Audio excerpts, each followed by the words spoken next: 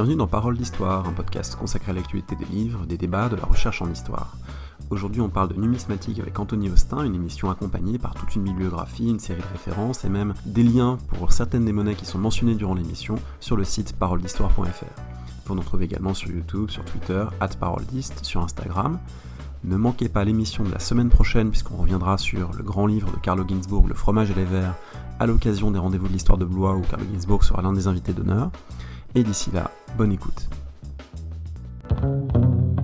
Bonjour Anthony Austin. Bonjour. Vous êtes directeur d'études à l'école pratique des hautes études, spécialiste d'histoire ancienne et de numismatique, et c'est de numismatique qu'on va parler ensemble aujourd'hui, et moi je vais en parler évidemment en néophyte, en béotien, parce que c'est pas quelque chose, je pense qu'on peut le dire, qui est central dans les cursus d'historiens, d'historiennes en France aujourd'hui. On l'aborde parfois par un détour dans un cours d'histoire antique, on va avoir un TD où on aura une monnaie à commenter, mais c'est rapidement évacué, c'est pas quelque chose de central, alors qu'il me semble que ça pose beaucoup de questions intéressantes sur des pratiques historiques, sur une discipline qui est à la fois auxiliaire de l'histoire et en même temps qui produit ses propres savoirs historiques avec ses méthodes qui lui sont propres. On va essayer de poser un certain nombre d'enjeux.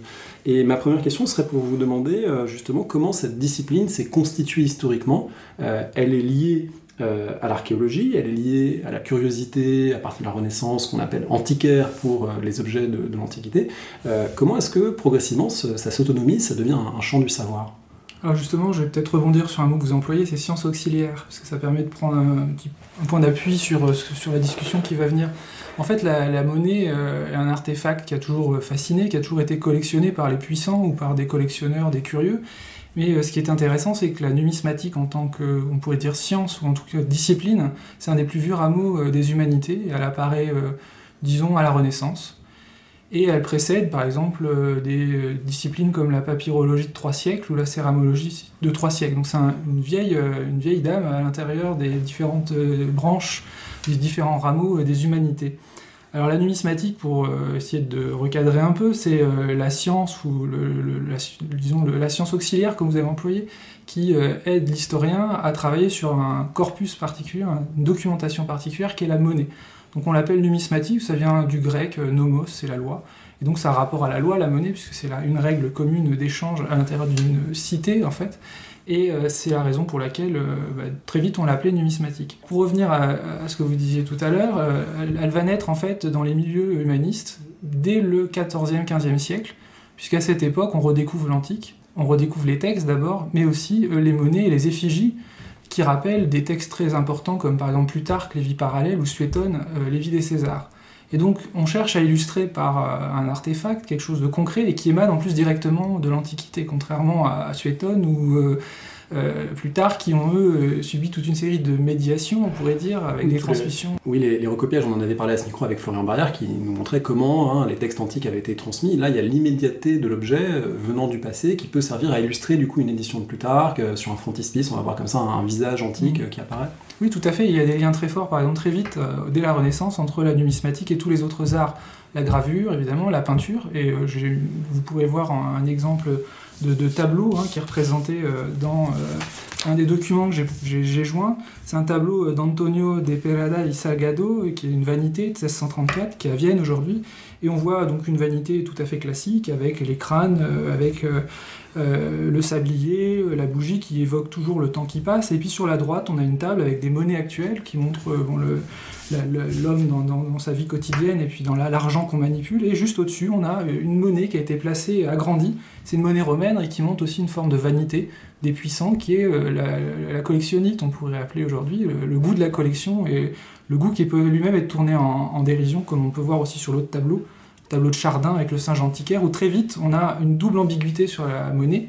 D'un côté elle est reconnue comme une sorte de discipline noble qu'on étudie parce qu'elle renvoie à l'Antiquité, parce qu'on tient dans la main un objet qui irradie, en quelque sorte, qui nous connecte directement avec l'Antiquité, mais de l'autre, c'est aussi un objet de collection, avec tout ce que ça peut comporter, les faux, la vanité du collectionneur, qui est obsédé par le détail, par le souci de l'objet rare, etc. Donc elle va souffrir d'emblée de ce poids qui pèse sur elle du fait des collectionneurs, en fait. Donc il va y avoir tout de suite, très vite, cette ambiguïté sur la numismatique. Elle va être à la fois perçue comme quelque chose de noble, et en même temps comme une discipline un petit peu sale en raison de ses contacts permanents avec les échanges commerciaux et notamment avec les échanges, disons, des collectionneurs. Alors c'est quelque chose qui a été vrai aussi pour l'archéologie, à travers les vases, à travers les statues évidemment, et puis il y a eu cette autonomisation, notamment au cours d'un long 19e siècle et début du 20e, qui a abouti à donner des cadres aux savants. Est-ce que la numismatique a connu la même évolution, la même chronologie, cette autonomisation savante ? Alors pour dire les choses simplement, c'est un peu compliqué. On a des collègues, je pense à François de Calataille en Belgique, et qui est aussi directeur d'études à l'école pratique, qui connaît très bien ces dossiers, ces sujets, puisqu'il a lancé des programmes de recherche sur l'histoire de la numismatique, et notamment l'histoire de la numismatique avant le 19e siècle. Alors pour résumer, je vous brosse un panorama en 5 minutes, ou moins 4. Au départ, on a des collectionneurs et des puissants. Très vite, les humanistes de la Renaissance vont commencer à écrire des traités, et on a une date fondatrice, c'est 1515, c'est pas Marignan pour nous, c'est l'ouvrage de Guillaume Budet, De Asse et Partibus Eius, de l'as et de ses fractions, qui est en fait une réflexion autour de l'as romain, de la monnaie, sur l'économie antique, mais derrière cette réflexion, on a fait une réflexion de sciences politiques. Il va utiliser l'antique pour mieux critiquer, mieux parler du temps contemporain. Mais d'emblée, la monnaie est placée, la numismatique antique, au cœur de cette réflexion. Et puis progressivement, un ouvrage comme celui de Budet, plus des ouvrages, disons, d'amateurs, vont plonger la numismatique dans l'histoire, et on va s'intéresser de plus en plus aux monnaies, parce que contrairement aux textes, elles émanent directement du pouvoir qui les avait produites. Et donc, ce sont des gens comme, par exemple, je l'ai indiqué également dans les documents qui seront joints au podcast, un auteur comme Andrea Fulvio, qui écrit un ouvrage qui s'appelle Illustrium Imagines en 1517, ou un autre, Hubert Goltzius, qui lui est néerlandais, qui a écrit dans les années 1560, et l'un et l'autre vont promouvoir la monnaie, et ils vont même écrire des histoires à travers la monnaie pour se dépouiller justement des préjugés historiques. Et ce qui compte avant tout à cette époque, on n'étudie pas toute la monnaie, on étudie surtout des monnaies romaines, et surtout le droit, c'est-à-dire l'effigie, l'empereur.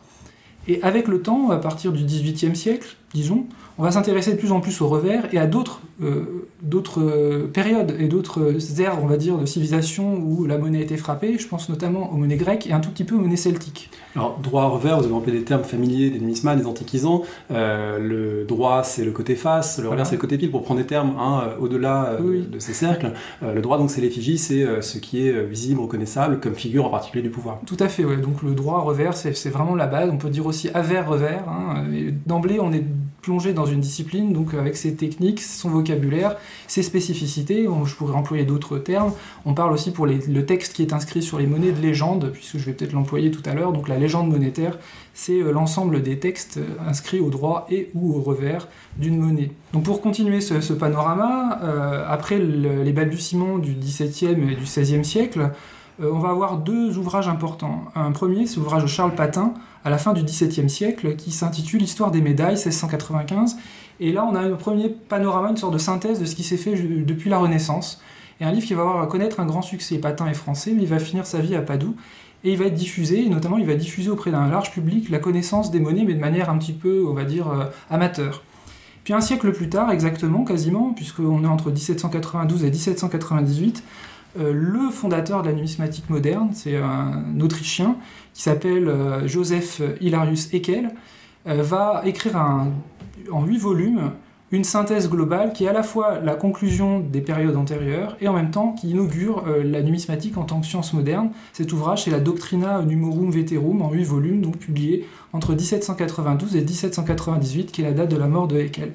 Et dans cet ouvrage, il va fonder il va jeter les bases d'une réflexion moderne sur la numismatique, notamment en posant des normes de classement, des fiches comment on dresse des fiches pour chaque individu, chaque spécimen, chaque monnaie, et aussi comment on les classe dans un corpus, et également quels sont les critères qu'on peut adopter pour déterminer si une monnaie est un faux, etc. Enfin, il va déterminer toute une série de règles. Autrement dit, la critique documentaire appliquée à la monnaie, mais aussi le fait de dépasser le goût du bel objet individuel pour l'inscrire dans une série, ce qui du coup permet d'autres types de raisonnement. Tout à fait. L'idée, c'est que la monnaie, l'avantage, c'est que c'est un artefact qui a été produit de manière massive, sérielle et continue. Donc avec la monnaie, on peut faire une histoire quasiment continue de chaque peuple, chaque civilisation qui a produit de la monnaie. Ce que commence à faire Haeckel et qui va être suivi ensuite par notamment l'Altertum Wissenschaft allemand du 19e siècle, où là vont fleurir toute une série de corpus, et l'iconographie va sortir du goût du bel objet, du portrait de l'empereur étudié pour lui-même parce qu'il illustre le pouvoir actuel, le pouvoir des rois, le pouvoir des empereurs du 19e siècle, pour aller vers des réflexions plus générales sur l'histoire de la monnaie, pourquoi la monnaie apparaît. Il y a des théories très bizarres au 19e siècle, mais qui sont les premières théories pour dire que la monnaie a un lien avec le religieux, parce qu'au revers, on voit apparaître systématiquement que des divinités. Il y a des idées comme ça qui émergent, qui sont complètement fausses, qui vont disparaître.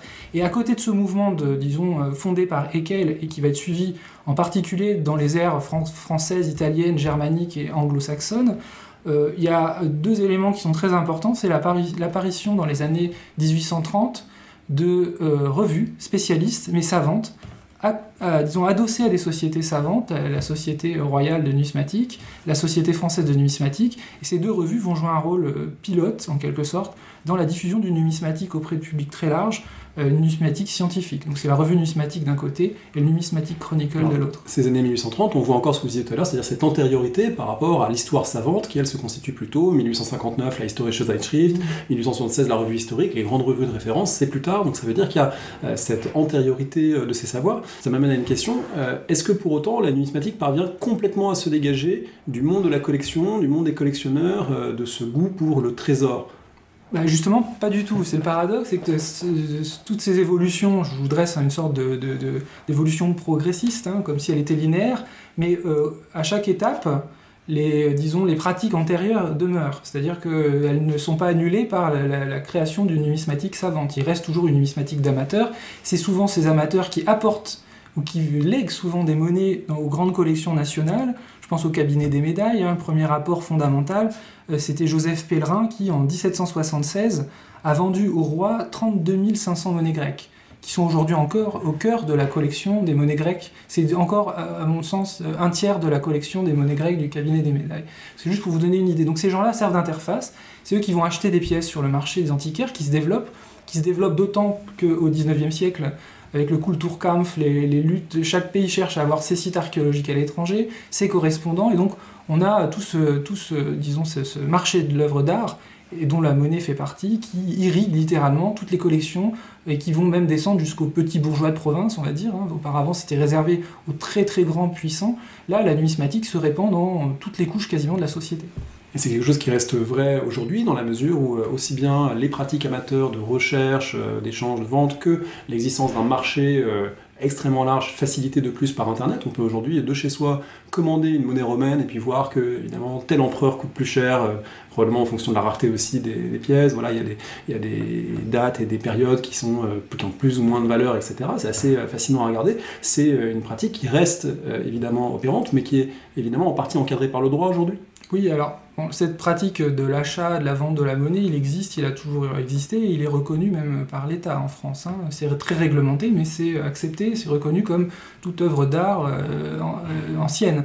Je travaille par exemple dans d'autres pays comme la Tunisie, où il est interdit de posséder chez soi un objet datant d'avant 1800 ou 1850. Je ne saurais pas trop préciser, je ne connais pas le droit de ce pays, mais en Tunisie, il est interdit de posséder des antiquités chez soi. En France, c'est tout à fait possible. Alors, un des problèmes de la numismatique actuelle et de tous ceux qui s'intéressent à l'étude des monnaies, et non pas simplement à l'objet monétaire, c'est qu'une grosse partie de la documentation échappe aux savants, aux chercheurs. Pourquoi ? Parce qu'elle est principalement trouvée de manière illégale, clandestine. On peut parler de la France où l'usage du détecteur est réglementé, mais ils sont vendus en libre service, donc on peut tout à fait utiliser un détecteur.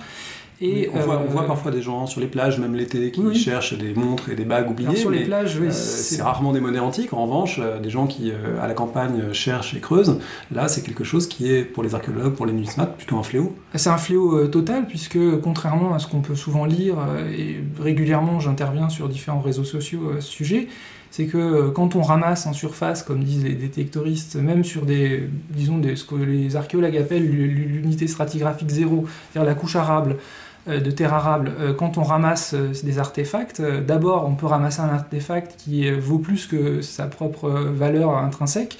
On peut avoir tout à fait par exemple des fibules, des systèmes qui permettent d'accrocher les vêtements, sur lesquels des concrétions ont permis de fixer la trame du tissu par exemple.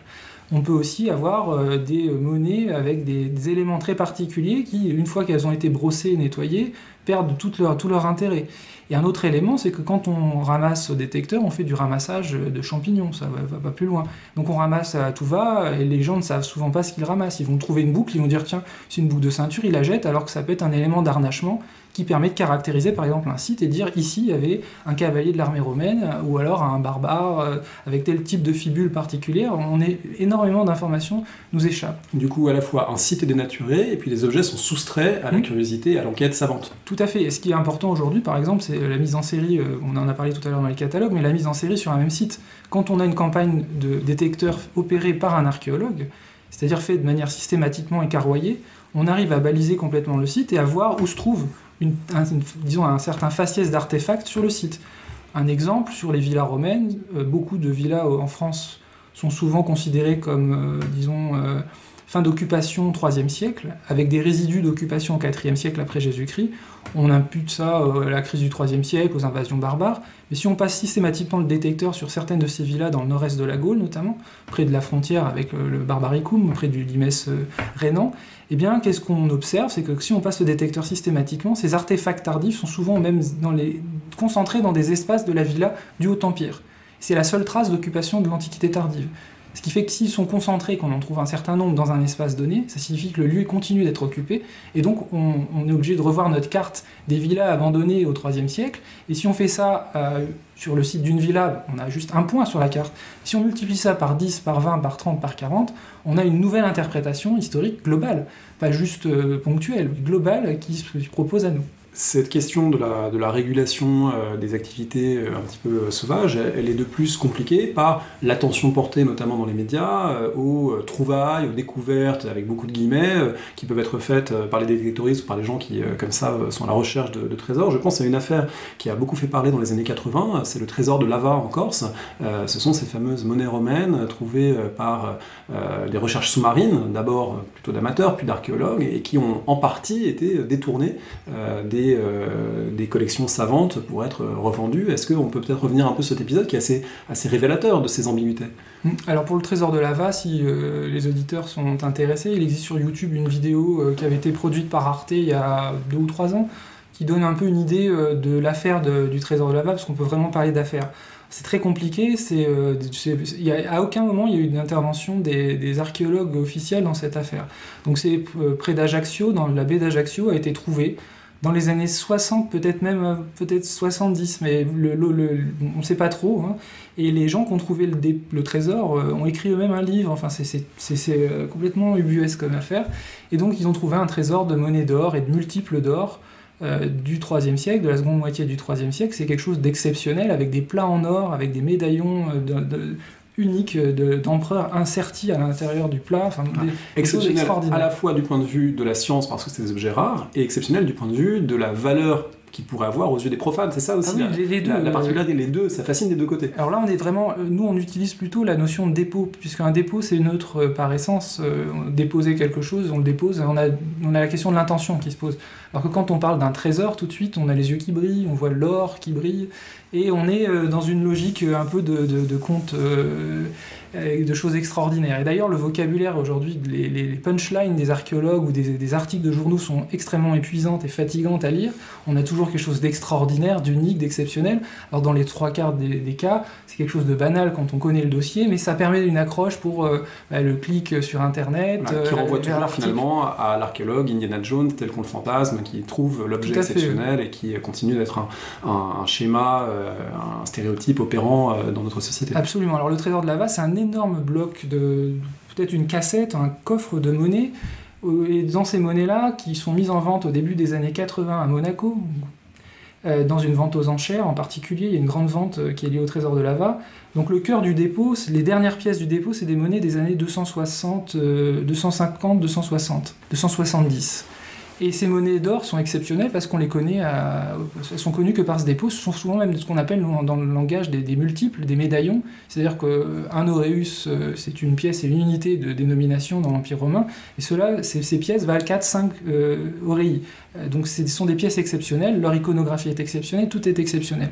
Mais ce qui a été transmis, ce qu'on connaît nous du dépôt, c'est toutes ces pièces exceptionnelles. Or dans le dépôt, il devait y avoir beaucoup de pièces du Haut Empire difficiles à tracer dans des ventes et qui ont été vendues au kilo peut-être, qui ont peut-être même été fondues, puisqu'on a énormément de cas de dépôts où les gens trouvent un trésor, ils savent pas quoi en faire, ils le font au 19e siècle, c'était la règle. Donc ce dépôt est caractéristique, il a été trouvé soi-disant en mer, mais en fait il n'a pas été vraiment trouvé en mer, on ne sait pas exactement où il a été trouvé, puisque le droit maritime est différent du droit terrestre, donc c'est un imbroglio incroyable, donc je vous invite, si vous voulez vraiment savoir davantage, j'espère vous avoir attiré un peu l'attention sur ce dossier, mais si vous voulez vraiment voir les pièces, avoir des discours tout à fait intéressants avec même les découvreurs, qui sont très roublards, qui ont raconté énormément de choses, enfin c'est tout à fait, ils ont même écrit un livre dessus. Regardez la vidéo d'Arte, elle est très bien faite, et on la mettra... je pense, en lien dans le podcast. Tout à fait. Alors ça, c'est les problèmes qui sont dans un cadre encore relativement régulé qui est la France, mais la période contemporaine, c'est aussi une période de conflit, notamment au Proche-Orient, et du coup, ça doit provoquer aussi l'inquiétude des archéologues et des numismates sur les circulations, les pillages et la façon dont des monnaies parviennent, des monnaies arrivent soit sur le marché, soit éventuellement dans des institutions, provenant de sources difficiles à étayer. Alors, il est très difficile de déterminer effectivement si une monnaie, par exemple, de l'empereur Néron en or vient de France, des Balkans ou d'Afrique du Nord. On parle beaucoup de la Syrie, mais en fait, en Syrie, le pillage a été organisé de deux manières. Par le pouvoir en place, je pense à Apamée de Syrie, où ils ont vendu comme des concessions minières, des terrains à des gens, pour qu'ils exploitent l'ancien site archéologique qui était fermé à cause des guerres, qui était exploité comme mine d'objets archéologiques. Donc ça, c'est l'État syrien actuel qui a fait ça. Et puis en face, effectivement, on a Daesh qui vont, pour disons, l'idéologie et le spectaculaire, détruire des statues qui sont invendables sur le marché, et qui en parallèle vont mener des campagnes extrêmement précises. Et je pense à un site, si vous allez sur Google Maps, et que vous zoomez sur ce site, c'est le site de Doura Oropos, qui est un site exceptionnel puisque c'est un site abandonné dans les années 250 à la suite de deux campagnes de guerre des Perses contre les Romains. C'était un avant-poste. C'est là aussi on trouvait un baptistère chrétien. Voilà, c'est la première église en fait, voilà, entre guillemets, bâtiment chrétien plus synagogue. Et heureusement, les peintures elles avaient été envoyées au musée de Damas, au musée national syrien. Mais la plupart le site aujourd'hui ressemble à une mine à ciel ouvert d'or, avec des trous, mais qui sont tellement réguliers et placés tellement de manière régulière qu'on se demande si ça n'a pas été fait mieux qu'une fouille, en quelque sorte, avec des outils modernes. Et tout a été passé au peigne fin. Le site est fini et est perdu pour la science. Alors on le voit, ça renvoie à des questions qui sont extrêmement complexes parce que c'est une activité qui ne peut pas trouver de régulation parfaite étant donné la valeur marchande des objets, qui renvoie aussi à un autre problème. On a parlé tout à l'heure de dépôts, de trésors. La monnaie, dans l'Antiquité même, ou dans les périodes intermédiaires, elle a pu être recherchée, pillée, convoitée, ce qui fait que lorsqu'on fouille et qu'on trouve des monnaies dans une fouille, on ne les trouve pas de la même manière qu'on trouverait des tessons de poterie ou des objets, disons, avec une valeur moindre pour les sociétés anciennes. Donc la géographie même des dépôts et de la façon dont on peut trouver des monnaies n'est pas strictement la même, dans la mesure où toutes les périodes intermédiaires ont pu les rechercher, les prendre, donc il y a peut-être une rareté plus grande, ou en tout cas une disposition qui n'est pas strictement identique. Oui, alors la monétarisation des territoires et des sociétés, elle est très variable dans l'histoire de l'humanité. La monnaie apparaît très tardivement, alors que les échanges monétaires ou la valeur monétaire précèdent en quelque sorte la monnaie. On était capable d'évaluer un prix avec des unités, mais l'objet monétaire, c'est-à-dire cet objet très pratique qu'on tient dans la main et qui peut fonctionner avec des fractions et des multiples, qui est reconnu par un groupe donné, dans un espace donné, ça c'est quelque chose de très tardif. Dans un espace donné, et qui peut avoir des équivalents et des équivalences, parce qu'on peut le peser et se rendre compte que finalement une monnaie frappée à un endroit pourra quand même être utilisée ailleurs, donc ça permet aussi des circulations et des connexions des réseaux d'échange. Oui, tout à fait. En fait, bon, le mythe, vous le savez tous sûrement, c'est Crésus, riche comme Crésus, c'est la Lydie, ça se passe en Lydie. C'est dans une période ancienne où les rois de Lydie combattent les rois de Perse, et ils cherchent à se créer une puissance régionale, et un des moyens pour eux de créer une puissance régionale et bien territorialisée, c'est de créer cet outil avec de la ressource sur place, avec le fleuve Pactole qui charrie des paillettes d'argent et d'or mêlées, et à partir desquels on va faire ces petits flancs monétaires, ces lentilles calibrées, et sur lesquelles l'autorité va apposer son sceau, ce qui donne le premier droit revers, en quelque sorte. Ça vient de là, le départ, la frappe de la monnaie, c'est d'apposer un sceau pour valider la fonction de cette monnaie dans l'espace donné, et pas à l'extérieur, ni que à l'intérieur. C'est-à-dire que ça implique d'emblée une fiscalité interne et toute une structure sociale, économique spécifique, et ça implique aussi des droits de douane et des droits d'entrée et des droits de sortie. Donc en fait, on voit que la monnaie, au départ, c'est pas du tout pour faciliter les échanges comme l'écrivait Aristote. Au contraire, c'est quelque chose de l'État avant tout, pour contrôler davantage des territoires ou mieux s'imposer vis-à-vis de ses voisins. Donc on voit que la monnaie en elle-même, c'est quelque chose de très particulier. Et puis on a des périodes, comme vous le disiez, de très grande monétarisation. C'est l'Empire romain, et en particulier au 3e, 4e siècle. Quand on se promène aujourd'hui en France, en Turquie, en Syrie, au Maroc, en Angleterre actuelle, on trouve les mêmes monnaies.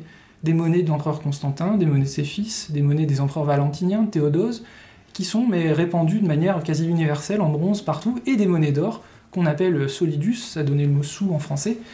C'est une monnaie qui apparaît avec l'empereur Constantin à la fin des années 300, le début des années 310.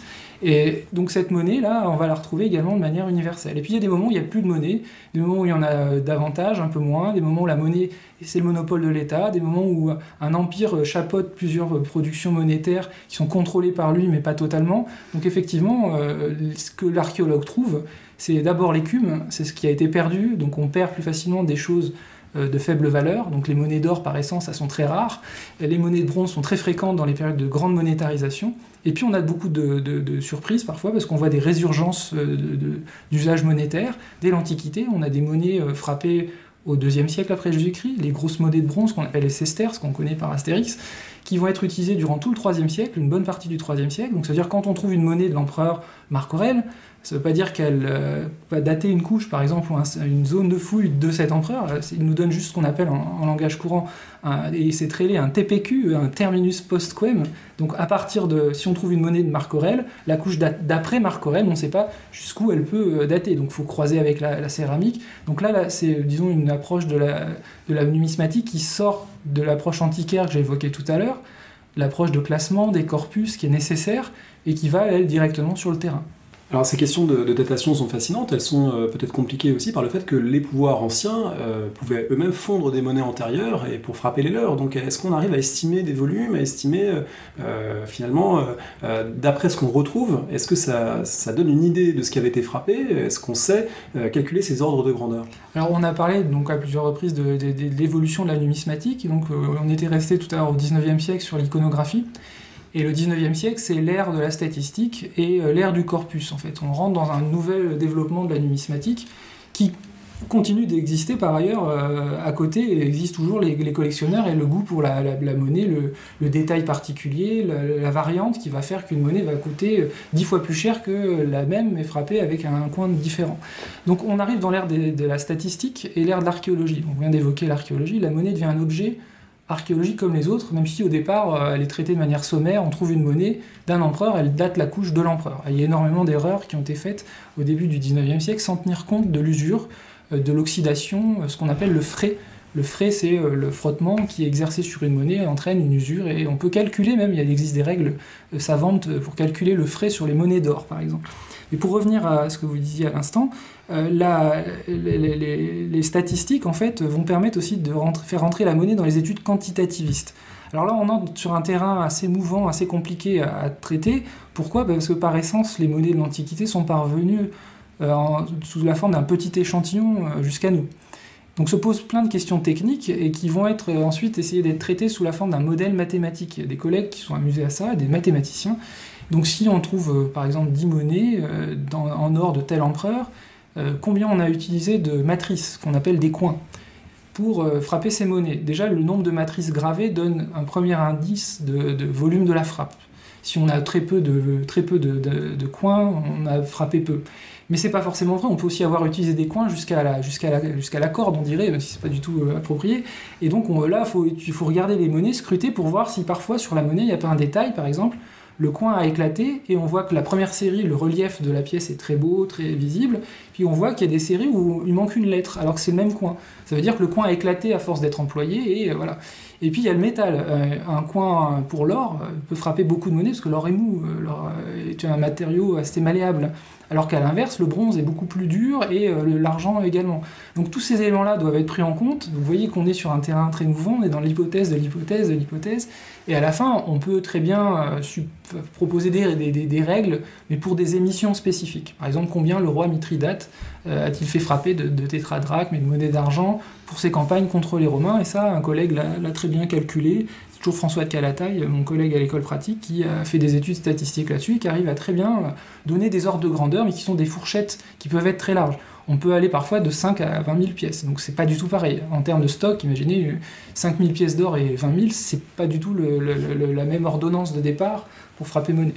Est-ce que du coup, cette construction de modèles, elle a aussi interagi avec des questions que se sont beaucoup posées les antiquisants sur l'économie antique, le débat entre les primitivistes et les modernistes? Est-ce que la numismatique a eu sa part de ces débats qui ont été très intenses dans les années 80 notamment, suite aux travaux de Moses Finlay, une économie antique primitive un peu suivant les idées de Max Weber, ou au contraire des formes d'échange plus modernes?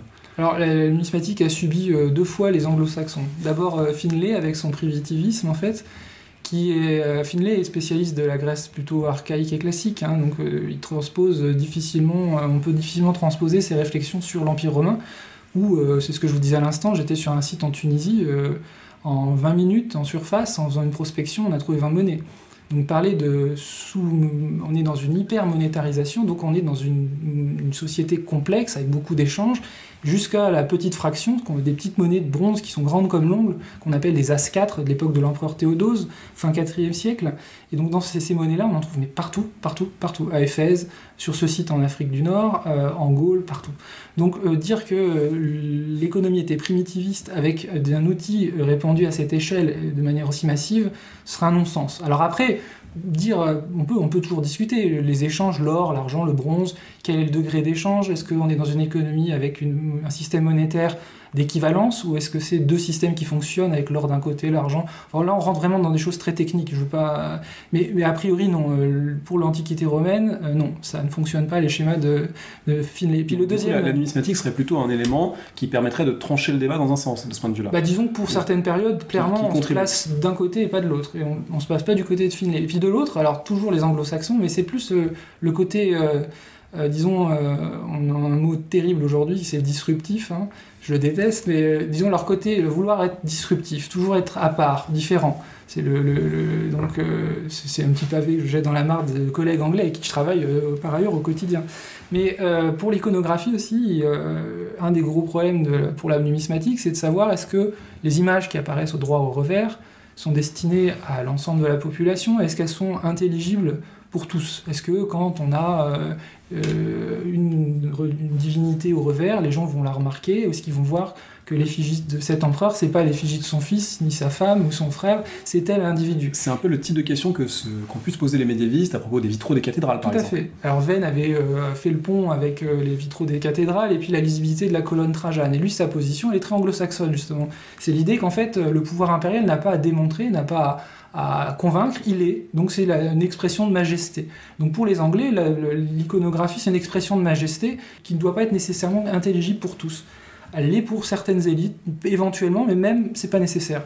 En vérité, quand on étudie les monnaies de près et qu'on voit qu'il y a des émissions très précises à certains moments, selon qu'il s'agisse de l'or, de l'argent, du bronze, il y a plein de paramètres, là encore, à toujours pondérer. Un élément clé aujourd'hui de la recherche en numismatique, c'est la contextualisation à l'échelle de l'émission, à l'échelle de la pièce. Et repérer quel atelier, repérer quel lieu, repérer quelle date. Quand on a un élément très précis, on arrive maintenant à dire cette monnaie, le revers est tellement rare, il est tellement circonstancié, c'est-à-dire il est tellement lié aux événements que on ne voit pas pourquoi l'empereur aurait décidé de mettre une image nouvelle, avec un slogan monétaire, une légende nouvelle, dans le cadre de pure expression de la majesté. Ça m'amène peut-être à vous poser une question qui est liée justement à une des fonctions de la monnaie, qui est évidemment de représenter le pouvoir, mais aussi de représenter le lien avec les dieux. Et énormément de revers portent des divinités, et du coup ça fait aussi progresser la réflexion sur notamment la christianisation de l'Empire au IVe siècle, sur l'usage par les empereurs des dieux. On sait que les monnaies d'Aurélien, par exemple avec Sol Invictus, c'est une des manières de promouvoir une nouvelle divinité. Donc, dans quelle mesure la numismatique apporte aussi aux réflexions sur l'Antiquité et sur le rapport au divin? Alors sur le rapport au divin, la monnaie, quand même, ça reste la représentation du revers, parce que le divin n'est plus au droit. Donc là, pour donner un cadre général, au départ, seules les divinités apparaissent au droit de la création de la monnaie. ou alors des héros ou des attributs appartenant à ces héros. La chouette d'Athéna. Voilà, donc on a Athéna au droit, la chouette au revers, dans les premières émissions d'Athènes. Puis progressivement, à partir de l'époque hellénistique, on voit apparaître des portraits de plus en plus proches d'une physionomie réelle d'individus, et la rupture s'opère avec l'Agie de Ptolémée en Égypte, où apparaît pour la première fois le portrait d'un roi de son vivant. Donc, et au revers, donc, on peut laisser développer un certain nombre de thèmes qui illustrent une politique dynastique, une préférence pour telle ou telle divinité, qu'on cherche à promouvoir ou pas, etc. Et puis à Rome, cette évolution va s'opérer très tardivement, en fait. Il y a eu un épisode très particulier lors des guerres contre la Macédoine, mais je le laisse de côté. Mais c'est Jules César qui va faire apparaître son portrait pour la première fois à la veille de mourir, en fait. C'est une des raisons pour lesquelles il est accusé d'aspirer à la royauté. L'odium regni a entraîné la mort de César, et un de ces éléments, c'était la monnaie. Donc sur les revers, en fait, on laisse, à partir de l'empereur Auguste, beaucoup de place à ce qu'on pourrait appeler le discours monétaire. Beaucoup de choses peuvent être représentées là, dont des dieux. Alors, ces dieux, souvent, ce sont des personnifications ou des divinités réelles. Quand je dis personnification, les gens les appellent aussi allégories. Ça peut être la fides, la confiance. Ça peut être la pax, des choses très théoriques, très génériques, des idées, ou au contraire des divinités bien réelles, Junon, etc. Donc là, c'est très difficile, quand on a des éléments simples, de déterminer si tel ou tel dieu est lié à tel empereur. Mais pour donner un exemple concret, incarner tout ça, sous le principat de Commode, on voit très clairement apparaître très rapidement, à la suite des complots donc il règne seul à partir de 180, il va subir toute une série de complots et lui-même va les entretenir par sa politique répressive contre les sénateurs, des membres de sa famille. Et on voit apparaître effectivement plusieurs éléments très originaux. Le premier, c'est la figure d'Hercule qui avait déjà été employée par les empereurs. Mais là, Hercule, progressivement, c'est lui qui devient Hercule. C'est-à-dire qu'au droit, on voit apparaître l'empereur avec la peau du lion de Némée, la massue, etc. Donc il devient un Hercule vivant. Et au revers, on voit apparaître des choses très très originales et très nouvelles. C'est que sur certaines monnaies exceptionnelles, on voit l'empereur apparaître avec à l'arrière-plan une divinité, c'est ce qu'on appelle des bustes géminés, ils sont collés, et cette divinité c'est Romain ou Minerve. Donc effectivement, quand on étudie la monnaie, on a là des traceurs et des marqueurs d'évolution très clairs, où on peut voir des évolutions religieuses, ou des évolutions religieux-politiques plus que religieuses. L'usage du religieux par le pouvoir. Voilà, mais comme le religieux est imbriqué dans le politique, dans l'Antiquité, que ces nomenclatures ne fonctionnent pas toujours. Ça, les agrégatifs qui nous écoutent le savent très bien, puisqu'on est en plein... Je leur souhaite bon courage. Plein dedans. Ça m'amène à vous poser une question sur un objet précis, parce que vous parliez tout à l'heure de tel objet qui nous permet de voir qu'il y a une raison pour laquelle ça a été frappé de cette façon-là. Il y a un objet que, notamment, les collègues qui enseignent en seconde seront peut-être amenés à rencontrer lorsqu'ils parlent de Constantin, c'est le fameux médaillon frappé à Ticinum pour les décennalias de l'empereur, qui est l'unique objet, à ma connaissance, sur lequel un symbole chrétien est représenté du vivant de Constantin. C'est le Kyro, c'est les deux premières lettres du mot Christ en grec, qui sont présentées donc avec Constantin sur cette médaille, sur ce médaillon. Alors c'est un objet très particulier, j'imagine, qui a fait couler beaucoup d'encre. Comment on l'interprète ? En fait, ce médaillon, donc, il est unique quasiment. Il est aujourd'hui conservé à Munich, et est passé en vente très récemment. Et il a l'air d'être,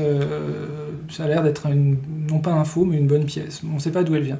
Là encore, il faut insister sur le fait que ces pièces de Ticinum, Pavie, dans le nord de l'Italie, ont souvent suivi les corps de troupes qui allaient dans les Balkans, et l'essentiel aujourd'hui des découvertes de monnaie, c'est pas Daesh, c'est pas ISIS, ça se passe dans les Balkans, et en Ukraine, dans toute la zone, on va dire, balkano, russe, etc. En Ukraine, vous comprenez aussi, là encore, les raisons pour lesquelles les détectoristes sont tolérés. Donc ce médaillon, en fait, il est tout à fait exceptionnel. D'ailleurs, l'année de la victoire du pont Milvius, en 312, juste après, Constantin va rencontrer son alter ego en Orient, Licinius, et ils vont promulguer un édit qui va mettre terme définitivement, en tout cas dans le domaine de Constantin, à la répression contre les chrétiens. Ce qu'on appelle l'édit de Milan. L'édit de Milan, oui. Et donc dans le cadre de l'édit de Milan, il va y avoir des rapprochements de troupes qui vont venir, puisque c'est deux compétiteurs qui se trouvent face à face, des échanges. Constantin va marier un membre de sa famille à Licinius, etc. Et puis ils vont frapper monnaie. Et que va faire frapper Constantin sur des multiples d'or exceptionnels, des pièces qui pèsent plusieurs dizaines de grammes? Eh bien, il va se faire représenter au droit, de profil, avec à l'arrière-plan le dieu Sol, le dieu solaire. Donc c'est juste pour vous donner une idée du contexte dans lequel il faut replacer, même si c'est quelques années plus tard, la monnaie d'argent de Ticinum, où on voit simplement Constantin sur un buste exceptionnel de vue de face ou de 3/4 face, qui tient un cheval, en fait les rênes d'un cheval sur la droite, et il porte un casque de soldat caractéristique de l'époque avec le cimier, et puis c'est simplement sur son front qu'on voit apparaître le chiro, qui est en fait un chiro prophylactique. C'est simplement une médaille parmi d'autres qu'il avait dans sa panoplie d'empereur. Il avait besoin du secours des divinités, et parmi les divinités qu'il a invoquées, il y avait le dieu des chrétiens, qui rétrospectivement est un dieu exclusif, monothéiste, et tout ce que l'on veut. Donc effectivement, si on écrit l'histoire d'un point de vue byzantin, Constantin est le fondateur, mais moi, point de vue de l'Antiquité, c'est quelqu'un qui a cherché, face à Maxence, qui était son rival en 312, qui était aussi son beau-frère, qui était le fils d'un tétrarque, etc. Et qui était à Rome et qui contrôlait les sanctuaires traditionnels. Voilà, il contrôlait le Capitole, donc, il contrôlait... Du coup, avoir un dieu autre, finalement, ça pouvait être parfait. utile. Donc il avait Sol d'abord, et puis pourquoi pas convoquer le dieu des chrétiens, après tout. Ils ont été un soutien visiblement important du père et de Constantin lui-même. Et ça a fonctionné, progressivement il s'est détaché de certaines de ces divinités au profit du dieu des chrétiens. Et ça s'est pas fait tout seul, ça s'est fait de manière compliquée, avec tous les développements qu'on connaît sur la tendance du christianisme de Constantin sur la fin de sa vie. Et les vrais signes chrétiens tels qu'on les connaît, sur la monnaie, ils apparaissent seulement durant une courte épisode, c'est Magnence, une grande usurpation dans les années 350 contre les fils de Constantin. Et là, on voit des vrais chrismes, et il réapparaît seulement, vraiment massivement, le symbole chrétien sur la monnaie, au 5e siècle. Et d'ailleurs, quand on fait l'archéologie de la Gaule romaine au 4e siècle, on a en peine de trouver des lieux qu'on pourrait assigner comme étant des églises ou des lieux de culte chrétiens et des artefacts chrétiens. L'archéologie de la Gaule du 4e siècle ne nous permet pas de dire, si on n'avait que des textes, que des témoignages matériels, on ne saurait pas qu'il y a du christianisme en Gaule au 4e siècle après Jésus-Christ. Et donc ça veut dire que le même empereur Théodose, qui d'un côté interdit les anciens cultes, fait fermer des sanctuaires, fait expliquer qu'il ne faut pas se souiller avec des victimes, etc., continue de frapper des monnaies sans signe chrétien ? Alors c'est plus subtil, puisqu'à partir donc, de Julien notamment, qui va lui revenir au paganisme, puis il va y avoir ensuite par les successeurs de Julien, notamment la dynastie des Valentiniens, une remise en ordre en quelque sorte, et un lien avec le christianisme plus poussé.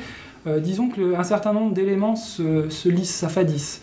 On va moins proclamer, ou disons que le paganisme est moins présent. On va utiliser par exemple des figures de victoire, qui sont plus la Nike, Nikaya en grec, ou la Victoria latine, qui sont des figures plus neutres, qui sont liées au paganisme et qui c'est plus allégorique que divin. C'est une personnification assez générique pour satisfaire tout le monde en quelque sorte. Donc on a cette tendance-là quand même qui se dessine, mais l'apparition de signes explicites chrétiens, c'est seulement très tard. Et c'est surtout la figure de l'empereur militaire qui terrasse des barbares, qui va sortir des individus du Neut. Voilà les motifs qu'on va voir sur les monnaies, et assez peu le christianisme. Ça intéresse peu, on ne fait pas de la propagande par la monnaie. Alors du coup, ce qui relativise la fonction peut-être de la monnaie, qu'on pourrait supposer être justement une fonction de diffusion, de propagande, un usage de la monnaie qui viserait à faire adhérer à telle ou telle image. Alors pas du tout, justement, c'est l'inverse, c'est que en fait la monnaie elle a un discours qui s'adresse à des catégories et des groupes précis. Et en particulier, je pense que la monnaie d'or s'adresse en priorité à ceux qui la reçoivent. Et au fil des temps, ceux qui la reçoivent et qui sont les piliers du régime impérial, le Senatus Populusque Romanus, bon c'est bien le Sénat et le peuple, mais ce qui compte réellement à partir du 2e, 3e siècle sont les soldats, et puis les provinciaux aussi, qui peuvent être des éléments clés de la légitimité impériale. Donc le discours monétaire s'adapte. Et qu'est-ce qu'on voit sur certains thèmes monétaires? Qu'en fait, il est essentiellement militaire, parce que ceux qui manipulent le plus la monnaie, ceux qui en ont le plus besoin, qui en reçoivent dans des distributions officielles, ce sont souvent les soldats. Donc il y a un lien très fort quand même, mais dès le départ, et qui va être permanent, même quand la monnaie va se diffuser à très grande échelle dans l'Empire romain, entre le pouvoir, la monnaie et les soldats qui constituent le socle de la légitimité impériale. Comment travaillent les numismates aujourd'hui? Vous avez parlé du cabinet des médailles tout à l'heure, la BNF, on manipule évidemment des pièces, j'imagine, mais il y a aussi toute une part du travail qui se fait sur ordinateur, avec une numérisation qui a été déterminante pour le travail. Absolument, alors ça c'est un des tournants importants qu'on pourrait appeler le tournant du numérique, les humanités numériques même, on a été nous autres numismates, en pointe sur ce dossier-là, puisque la monnaie, par définition, c'est un objet normalisé avec des règles, donc une face, un droit, une autre face, un revers, un texte, une légende, un poids, un diamètre, et une orientation des deux images du droit et du revers qu'on calcule disons en calculant, en employant les termes horaires. Hein. Une monnaie, quand on la retourne et que les deux images sont toujours orientées de la même façon, elle est à 12 heures. Si l'image qui est au revers est inversée, on dit qu'elle est à 6 heures. Donc tous ces éléments-là font que l'objet est très normalisé. Donc il rentre parfaitement bien déjà dans des tableurs Excel. Partant, on peut très bien concevoir des bases de données et à partir de là, mettre en ligne, etc. Donc la monnaie se prête très très bien à la mise en ligne et au travail des bases de données et des statistiques qui sont liées aux bases de données et aussi à la représentation cartographique des phénomènes à partir d'un échantillon statistique important. C'est d'ailleurs le seul peut-être artefact de l'Antiquité avec la céramique et puis certains éléments très, très particuliers qu'on peut mettre en très très grande série et qu'on peut faire parler sous forme de cartes, de tableaux, de diagrammes, etc. Alors pour l'aspect, comment le numismate se nourrit de monnaie et quelles sont les tendances aujourd'hui.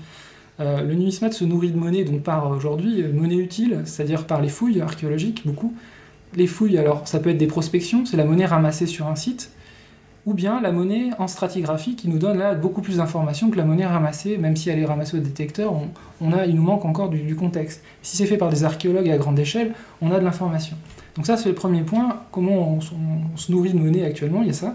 Il y a toujours les cabinets des médailles, qui peuvent être des cabinets nationaux, des sociétés savantes, des bibliothèques. En France, beaucoup de bibliothèques municipales possèdent de très beaux médaillés qui sont d'ailleurs qui ont pour beaucoup jamais été classés. Donc on a une mine de documents qui dort actuellement parce que ça coûte très cher de faire numériser tout ça, de les classer. Ça a été souvent délaissé, on les retrouve mal rangés. Il y a tout un travail de collecte et d'inventaire à faire. Il y en a qui ont été piqués au passage par un conservateur indélicat ou alors perdus, tout simplement parfois, parce qu'à force de déménager, oui, tous les cas de figure sont possibles. On peut même avoir une pièce qui tombe. Ce que je dis, ça ne se limite pas évidemment à la numismatique, parce qu'on sait qu'à la BNF, ils ont eu des drames avec des ouvrages qui disparaissent. On a eu des cas, voilà, ça fait partie des fléaux de la conservation de toutes les choses anciennes, archives, bibliothèques. Et les monnaies, c'est pire peut-être parce que quelqu'un qui connaît bien les monnaies peut très bien substituer une monnaie disons exceptionnelle avec une monnaie qui lui ressemble beaucoup mais qui l'est moins. Et ça peut rester 15-20 ans dans des plateaux sans que ça se sache. Donc on se nourrit donc des monnaies qui viennent des sites archéologiques, des monnaies de collections publiques, et c'est l'idéal puisque les gens peuvent aller les consulter, des collections privées. Alors là, il y a toujours le problème de l'origine de cette collection, et on est toujours s'il y a toujours un conflit d'intérêts ou toujours un problème à travailler avec ces monnaies, même si par ailleurs aujourd'hui, des catalogues, les catalogues de vente aux enchères sont tous mis en ligne eux aussi, ce qui fait que ça constitue peut-être une collection exceptionnelle à laquelle on n'avait pas accès auparavant. Du coup, ça devient même un instrument de travail pour vous que les catalogues des ventes aux enchères. C'est un instrument, ça l'a toujours été, mais c'était des catalogues papier auparavant, donc il fallait dépouiller manuellement, ça pouvait prendre des jours en fait. Aujourd'hui, avec un simple clic, on a accès à toutes les grandes collections, notamment par un site qui s'appelle Coin Archives. On a les 25 ans passés quasiment de toutes les très très grandes collections et on clique avec un mot-clé, on retrouve toutes les monnaies de tel empereur, toutes les monnaies. Donc c'est un outil extrêmement puissant. Et puis effectivement, l'évolution actuelle, on vient de parler de Coin Archives, c'est au départ travailler sur des bases de données. Ce qui a changé tout aussi pour la numismatique, c'est une chose très très bête, c'est l'appareil photo numérique. Auparavant, quand on avait une monnaie dans les mains, si on voulait la reproduire sur une planche, il fallait ou bien faire ce qu'on appelle une galvanoplastie, c'est-à-dire un procédé qui moule la pièce pour lui redonner un volume et ensuite faire une imitation quasiment parfaite. Ce qu'on faisait souvent, c'est des moulages au plâtre, c'est-à-dire qu'on plaçait la monnaie entre deux éléments de la plasticine, on la moulait, ensuite on sortait la monnaie évidemment de ce moulage en plasticine, on coulait du plâtre à l'intérieur, et ensuite le plâtre, on le démoulait et on le posait sur des planches contact avec une lumière rasante, et on prenait des photos, donc ça prenait un temps, ne serait-ce que de faire une photographie de monnaie. Aujourd'hui, pour vous donner une idée, j'ai fait plusieurs fois des missions, mais c'est pas seulement centré sur moi, d'autres collègues pourraient en témoigner. J'ai pu travailler par exemple sur entre 1000 et 1500 pièces, les photographier, numériser, rentrer les poids, etc., sur certaines collections publiques en moins d'une semaine. Travail qui prenait environ 1 mois et demi, 2 mois, il y a encore 25 ans. Donc on a un gain de temps énorme. Tout ce qui était chronophage, on l'évacue. Donc on peut passer à la phase d'étude en fait. Et la phase d'étude, non seulement on a le gain de temps assuré par la prise de vue rapide par téléphone, aussi on utilise maintenant même nos téléphones tellement la résolution est bonne, mais aussi par les bases de données et les bases de données en ligne. Alors ça c'est vraiment un élément fondamental. Pourquoi ? Parce que chaque collection maintenant publique essaie de rendre ces monnaies visibles à tous. et notamment avec ce qu'on appelle souvent un DOI, un Digital Object Identifier, qui est un permalien. C'est-à-dire que quand on va citer maintenant une monnaie dans une collection publique qui se plie aux règles du web de données, c'est-à-dire on partage des données, mais on a un référentiel commun, et bien quand on partage ça, ce permalien, il est, comme l'indique son nom, permanent et stable. Donc une fois qu'on a tous ces URI stables sous la main, quand on constitue nous-mêmes une base de données ou un métasite, un site par-dessus le site, on va citer ces monnaies, on va faire nous-mêmes notre propre site sur la documentation qui nous intéresse, et on pourra les piocher dans les collections de Berlin, de Londres, de l'American Numismatic Society pour aspirer ces données sans mauvaise pratique, puisque quand on clique, on va sur notre site à nous, mais derrière, on va fréquenter le site, on a un clic qui s'engage sur le site de la BNF, etc., ce qui permet aussi d'avoir accès à une documentation à laquelle on n'avait pas, sauf à voyager, etc., autrefois. Alors peut-être pour terminer, comme ces opérations pratiques ont gagné du temps, ça libère évidemment pour les hypothèses, pour les interprétations. Est-ce qu'il y a des défis interprétatifs? Est-ce qu'il y a des choses sur lesquelles on travaille actuellement, qui sont des horizons de la recherche en numismatique? Alors il y a plusieurs défis, en fait. Il y a le premier défi, c'est un défi ancien, c'est le corpus. C'est pas interprétatif, vous allez me dire, parce que créer un corpus, mais si, en fait, quand on fait un corpus de monnaie, donc il y a plusieurs corpus qui sont, corpora ou corpus, qui sont en cours. J'en ai mis plusieurs sur le document qui est lié au podcast, notamment sur les monnaies hellénistiques. Je cite 2 exemples, mais il y en a d'autres, donc si des collègues m'entendent, qui ne s'offusquent pas de l'absence de leur projet, il y en a tellement. Et donc il y a des grands projets sur les monnayages hellénistiques qui sont portés notamment par l'American Numismatic Society, mais aussi par le cabinet des médailles. Ce sont des consortiums de musées et de chercheurs, donc sur les monnaies des rois de Macédoine, les lagides d'Égypte, les Séleucides. Pour la monnaie romaine, il y a également toujours cette American Numismatic Society qui a lancé des grands programmes de numérisation de corpus papier. Donc aujourd'hui, on peut aller sur le site internet et avoir le même rendu qu'un corpus papier, qui sont les corpus de référence pour étudier les monnaies quand on les classe, etc., quand on les cite en note de bas de page quand on est étudiant, ou quand on les identifie quand on est archéologue. Et puis il y a un autre projet auquel je suis associé, auquel on tient beaucoup, qui est peut-être la dernière entreprise globale pour l'Empire romain. C'est ce qu'on appelle le Roman Provincial Coinage. C'est le corpus qui vise à réunir l'ensemble des monnaies frappées dans l'Empire romain, mais pas par le pouvoir central. Donc il y avait énormément de frappes locales dans l'Empire romain, de bronze, d'argent un petit peu. Les ateliers les plus connus, c'est par exemple Alexandrie d'Égypte. L'Égypte a son propre monnayage. Et donc là, on a une mine d'interprétations nouvelles à proposer, ne serait-ce que pour identifier les revers, puisque sur les revers, on a toute l'histoire de chaque cité. Donc sur certaines cités, on a la représentation d'une divinité qui tient un couteau en train de tenir un animal, et comment interpréter, comment juste décrire, pendant qu'on fait le catalogue, ce type-là, ce revers. Donc ça oblige à aller faire des lectures à côté, de voir quels sont les mythes locaux. Parfois on sèche.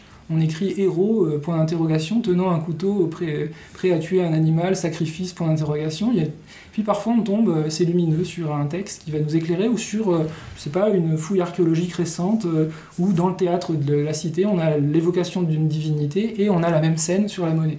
Donc là, on est sur le corpus, ça c'est vraiment le grand défi actuel, c'est d'avoir ces corpus. Pourquoi ? Parce que le deuxième défi, c'est de pouvoir faire de la recherche avec le plus de documents possible et de la manière la plus, ergonomique.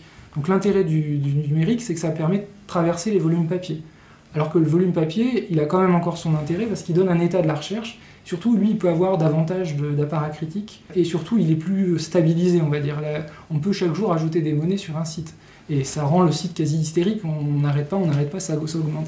Donc il y a cet aspect, corpus qui va ouvrir à plein de recherches, qui va redynamiser notamment l'iconographie, qui est un peu poussiéreuse. Donc ça, c'est un autre champ important aujourd'hui, c'est que dans l'iconographie, on parlait de la religion, je pense qu'il y a plein de sujets sur la religion au revers des monnaies provinciales, par exemple. Qu'est-ce que c'est que cette scène, je vous disais, d'un zébu accroché à un arbre qu'on est prêt à égorger? Est-ce que c'est une scène de mythologie? Est-ce que c'est un rituel qui était pratiqué au moment? Est-ce que c'est les deux? On ne sait pas. Donc voilà un exemple d'image. Puis le troisième élément aussi, c'est toujours l'approche de plus en plus scientifique. On a tendance à être imité dans les humanités et dans tous les domaines, on va dire, de la science.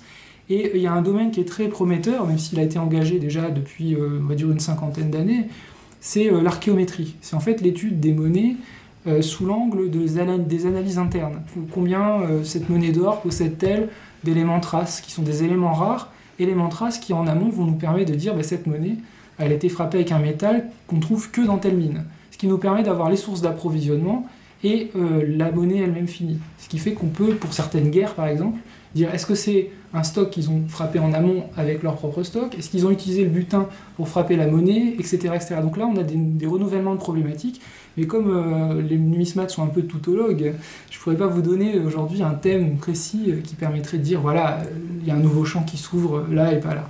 Est-ce que du coup les numismates sont assez lus par leurs collègues non numismates? Est-ce que c'est renouvellement? Est-ce que la circulation se fait de façon adéquate? Est-ce qu'il y a des progrès encore à faire? En fait, pas du tout. La situation en France et en Allemagne et ailleurs, elle est difficile pour les numismates, mais je me considère pas que comme numismate. Je fais de l'histoire avec la monnaie, et puis comme j'ai une spécialité, je suis numismate. Comme le papyrologue, il est spécialiste de l'Égypte en général, et puis de certaines périodes de l'Égypte, pas toutes, et puis il fait de la papyrologie, puis dans la papyrologie, il y a la papyrologie documentaire, littéraire, on a plein de branches en fait. Si vous voulez, c'est un peu des cordes qu'on a ajoutées à notre arc et qui font que nous, on est spécialiste de telle ou telle chose. Le problème de la numismatique, c'est que quand on a un poste qui s'ouvre ou quand on arrive, on est trop historien pour les archéologues, et puis pour les historiens, on est trop centré sur un objet matériel. On n'est pas assez historien de l'art pour les historiens de l'art, parce que ce qu'on étudie, c'est moche, globalement, par rapport à une statue classique grecque. Et puis, pour les spécialistes de texte ou d'histoire politique, nos légendes monétaires sont tellement rudimentaires que, franchement, en latin et en grec, on n'a pas besoin de travailler beaucoup pour être numismate. Donc on est en fait toujours un peu sur la brèche, ou en tout cas sur des espaces interstitiels. Et il y a quelques établissements qui arrivent à tirer leur épingle du jeu en plaçant des gens, c'est pas les placer, c'est plutôt à recruter, hein, au sens noble du terme, des gens. Donc il y en a quelques-uns en France, il y a 2-3 pôles importants, il y a Orléans, il y a Lille, il y a également l'école pratique, il y en a d'autres, mais pas tant que ça. Et puis surtout, ce qui aujourd'hui structure la recherche, ce sont les conservateurs des musées, qui sont souvent eux-mêmes des enseignants-chercheurs qui ont été recrutés là, et qui sont recrutés pour leurs compétences doubles, à la fois capacité à étudier les objets et aussi à leur donner une ampleur, à les faire parler, à leur donner, à les ouvrir sur des perspectives historiques larges. Alors on va mettre beaucoup d'éléments bibliographiques, d'illustrations, les tableaux dont on a parlé tout à l'heure sur le site. Est-ce que pour terminer, parmi ces éléments ou en ajout, il y a quelque chose que vous voudriez partager comme conseil de lecture pour ceux et celles qui nous écoutent?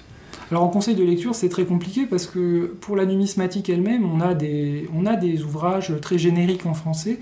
Donc il y a déjà le dictionnaire de Michel Amandry, puisque comme on l'a dit tout à l'heure, dictionnaire de numismatique, paru chez Larousse en 2001. Mais c'est un dictionnaire, donc c'est une lecture, disons... c'est une lecture de chevet. Non, voilà. Mais au moins, vous aurez le vocabulaire technique, c'est quand même une discipline, on a énormément, j'en ai évoqué très peu ici, d'éléments techniques dans nos descriptions. Ensuite, il y a un petit ouvrage qui est très bien, qui est facile d'accès, c'est l'ouvrage de Cécile Morisson, La numismatique, c'est un que sais-je, mais qui donne une bonne idée, dans les années 90, de l'état de la recherche en numismatique. Et pour les mondes antiques, grecs et romains, donc toute période confondue pour la Grèce classique jusqu'à la Rome tardive, on a un manuel très récent, c'est l'ouvrage toujours coordonné par Michel Amandry, ancien directeur du cabinet des médailles, et puis Cécile Morisson l'a elle-même été, donc paru chez Ellipse, La monnaie grecque et romaine, qui est très bien fait, avec des paragraphes très bons, mais on manque aujourd'hui d'ouvrages à la fois sur identifier une monnaie quand on est archéologue ou travailler sur la monnaie comme archéologue. Il y a très peu de choses dans ce domaine-là, en synthèse. Je n'ai pas pu vous en donner. Il existe également un périodique important en Belgique, à Bruxelles, par un collègue qui a été lancé au début des années 2010, qui est intitulé Journal of Archaeological Numismatics. Et dans cet ouvrage, vous trouverez beaucoup d'articles sur la numismatique appliquée à l'archéologie. Et pour l'heure, last but not least, il n'existe pas de livre sur l'histoire de la numismatique, sur la cuisine savante et tout ce qui est antiquaire qu'on a évoqué au début du podcast. Merci beaucoup. C'est moi qui vous remercie.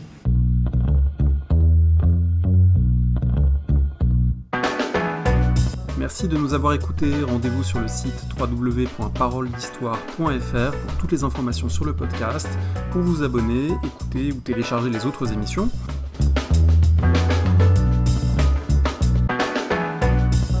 La discussion se poursuit aussi en ligne, notamment sur Twitter. Vous pouvez poser des questions @paroledist et à bientôt pour un prochain épisode.